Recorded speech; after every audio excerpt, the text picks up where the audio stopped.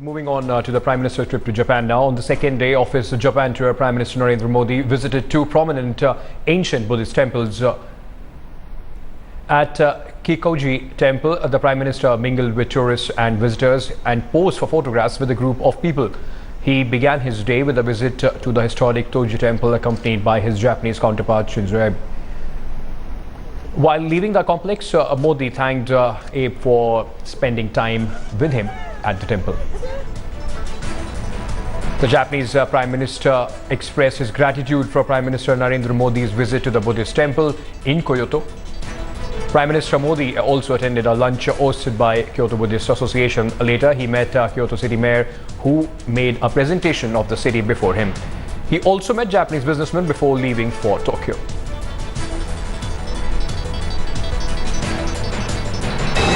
मैं मानता हूं कि क्योटो और सिर्फ वाराणसी नहीं, लेकिन आज की आप सबके मुलाकात से मुझे लगता है क्योटो और हिंदुस्तान की यूनिवर्सिटी, क्योटो और हिंदुस्तान की इंडस्ट्री, क्योटो एंड हिंदुस्तान के रिसर्च इंस्टीट्यूशंस, इन क्षेत्रों में भी हम मिलकर के बहुत सारी चीजें कर सकते हैं. On the first day of tour, Kashi agreement was signed between the Indian ambassador and mayor of Kyoto that aims at drawing lessons from Kyoto to transform Kashi into a model modern city. प्रधानमंत्री ने Kyoto के mayor से मिले. वो उन्होंने कहा कि मैं बनारस के प्रतिनिधि होते हुए आपको एक मैप दिया उन्होंने बनारस का, जिसमें सारा हिस्टोरिक बनारस था, और उनका ये कहना था कि बहुत कुछ हम सीख सकते हैं उनसे, लेकिन अभी तो ये पहला कदम है, फिर आगे बात बढ़ेगी. My colleague Gaurav Sawant, of course, Strategic Affairs editor, is now joining us live from Japan. He is tracking the Prime Minister on this trip. Gaurav, some specific agreements, but a very good start for a Prime Minister's visit to Japan.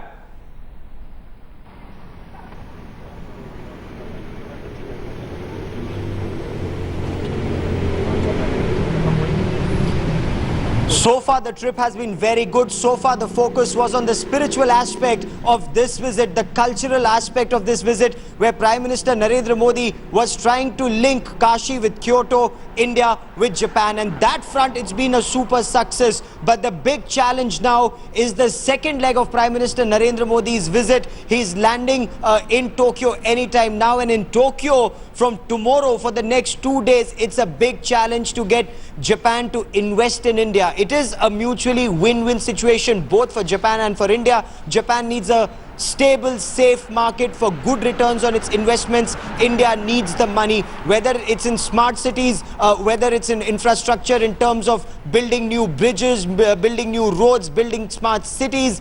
Nuclear energy is one area where both countries hope to move forward at least some bit, but a deal perhaps not very likely on this visit. As far as the strategic ties, Ankit, between India and Japan are concerned, India is expected to ink a deal on purchase of amphibious aircraft, 3 perhaps outright purchase. India very keen for the rest to be built in India. Make in India, made in India is Prime Minister Narendra Modi's pitch. Will Japan be as forthcoming as it was in the first 2 days of the visit? That remains to be seen, Ankit.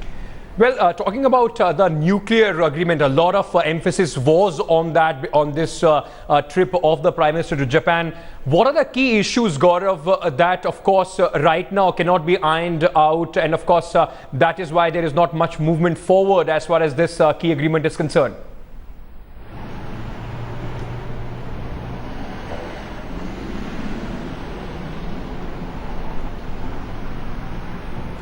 Well, as far as the Indo-Japan nuclear deal is concerned, this is a deal for nuclear energy.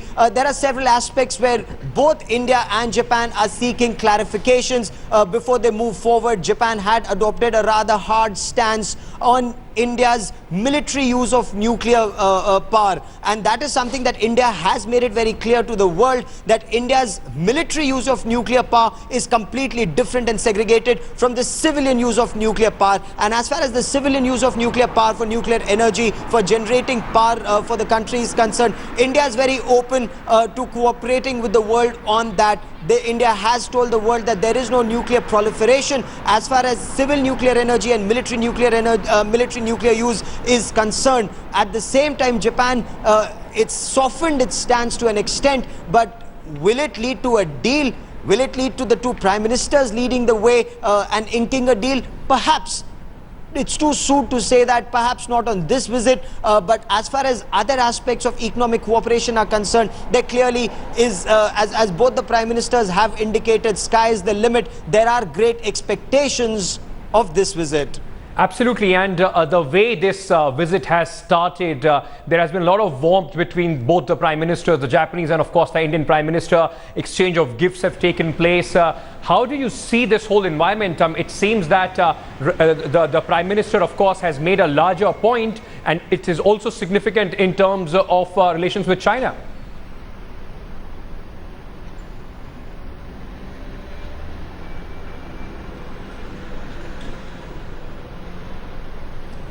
Well, both for India and for Japan, it's a tightrope walk. You know, China is the neighbor. India has a disputed border with China in Arunachal Pradesh and in Ladakh. We fought a war in 1962. There is an agreement now in place to ensure that there isn't a situation that develops and goes out of control. At the same time, India has been perturbed by repeated Chinese incursions, but that is a situation that is handled at the boundary level. There are boundary talks that are in place. China is watching these developments very closely. Japan has a troubled border with China. When it comes to the Kinkaku Islands, there's tension between China and Japan. But China, while it's watching this situation, there isn't a grand alliance of India and Japan coming together to counter China, at least not in as many words. That may be the theme of the two countries operating together, but China is not the reason that the two countries are coming together. These are the two big democracies and economic powers of Asia, India and Japan, who are coming together because they want to move forward economically. They want to get linked up socially, culturally, religiously, and perhaps also take on China, which is flexing its muscles in this region, whether it's the Indian border or the Japanese border. But at the same time, the sole reason. Thank you so much, Gaurav Sawant, Strategic Affairs Editor, who is of course accompanying the Prime Minister on this very important trip to Japan, for bringing us all those updates.